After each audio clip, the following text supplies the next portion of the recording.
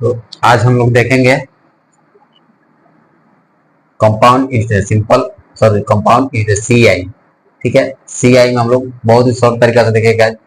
Ratio में इसका हम लोग हल करना बताएंगे, वो करना आपको। तो देखिए हम बताते हैं, चलते हैं इसका जो मेन प्रिंसिपल है 10,000 है। हम लिख लेंगे आपको। इसका देखिए ट्रिक क्या है। ट्रिक इसका है 2 साल के लिए, ओनली 2 साल के लिए ट्रिक है आपको 2:1। इसी में हम लोग हल कर लेंगे। 2:1 में हम लोग पूरा का पूरा क्वेश्चन हल हो जाएगा। इस टाइप का 2 साल का जितना भी होगा सब हल हो जाएगा। तो हमारा P बराबर है कितना, 10,000। ठीक है, और 10,000 का 10%, 10,000 का 10% यहाँ पर हम लोग निकालेंगे, यहाँ पर रखेंगे। 10,000 का 10% कितना हो जाएगा, जब 10% निकालो पीछे से 0 काट दिया जाएगा, 1,000 बचेगा। 1,000 फिर इसका 10% यहाँ पर निकालेंगे। 1,000 का 10% यहाँ पर होगा 10,000 का 10% बराबर 1,000। 1,000 का 10% कितना हो जाएगा, एक 0 हटा देंगे पीछे से 100। अब हमें कुछ करना नहीं है। अब इसे देखिए यहाँ पर हमें ज्यादा कुछ नहीं करना है। इसका इसके साथ गुणा कर देंगे और इसका इसके साथ गुणा कर देंगे। 1,000 का 2 से गुणा करेंगे कितना हो जाएगा, 2,000 प्लस 100 का 1 से गुणा करेंगे 100 हो जाएगा। अब हमारे पास CI निकालना है। CI ज्ञात करने की बोल रहा है। CI जब निकालेंगे तो मेरा हो जाएगा 2,100। 2,100 आंसर हो जाएगा। अगर इसमें कहेगा साधारण ब्याज सिंपल इंटरेस्ट, तो सिंपल इंटरेस्ट मेरा 1,00,000 SI हो जाता है। ये जो पार्ट है SI होगा, SI मेरा 2,000 हो जाएगा। अंतर कहेगा, अंतर ज्यादा पूछता है। अंतर होगा CI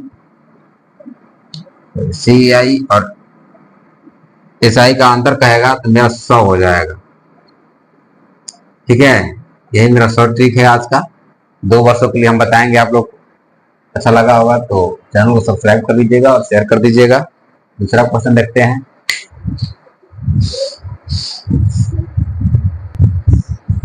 ठीक है, दूसरा क्वेश्चन है 15,000 का 6% वार्षिक चक्रवृद्धि ब्याज के दर से 2 वर्षों के लिए निवेश किया गया तो CI ज्ञात कीजिए। देखिए 2 वर्षों के लिए हम अनुपात क्या बताएं आपको, 2:1। इसी को हम लोग पूरा हल कर लेते हैं। अब यहाँ पर 6% है, 6% को क्षेत्र में तोड़ लेते हैं। 6% बराबर कितना हो जाएगा, 6/100, 3 गुना 6, 50 गुना 100 ना, इतना आएगा। यानी 6% बराबर आ जाएगा 3/50। ये कटेगा नहीं। और 15,000 का हम लोग तोड़ेंगे, यहाँ पर लिख देंगे 2:1। प्रिंसिपल मेरा कितना है, 15,000 है। 15,000 का 6% कितना हो जाएगा, देखिए बता देते हैं आपको। 15,000 का 6%, 0 से 0, 5 की यहीं 15, 300 हो गया यहाँ पर। 900 बचेगा तो यहाँ पर हो जाएगा 900। और 900 का पुनः 6% कितना हो जाएगा, फिर आप निकालिए इसका। 900 का 3/50, 0 से 0 कर दीजिए।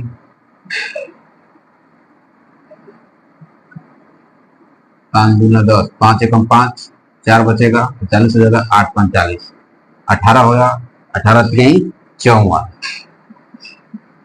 हो जाएगा। ठीक है, अब हम CI निकालते हैं।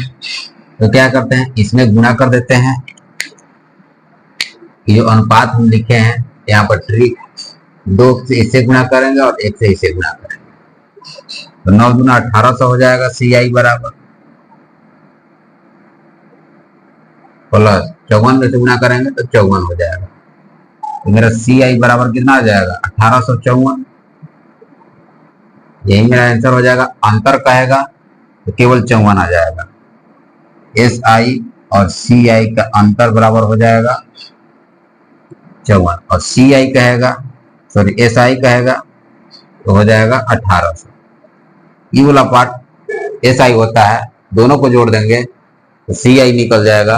अंतर कहेगा तो लास्ट वाला एक अनुपात वाला है उसको हम लोग लिख देंगे तो अंतर निकल जाएगा मेरा। ठीक है, 2 क्वेश्चन बता दिए, इधर हल कर दिया है। अनुपात मेरा 2 साल के लिए 2:1 ही रहेगा। तीसरा साल के लिए अनुपात अलग होगा, उसका थ्योरी अलग है, उसमें हम बताएंगे।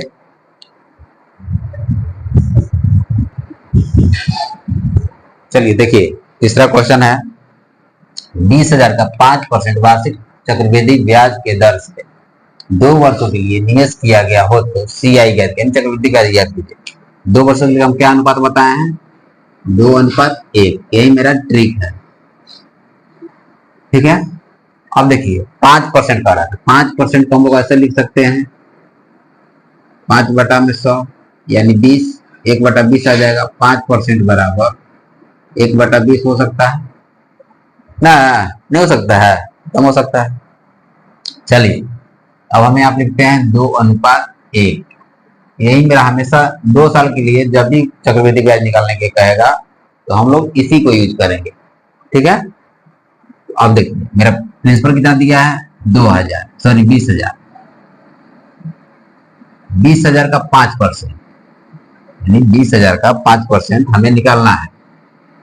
5% 5% 1/20।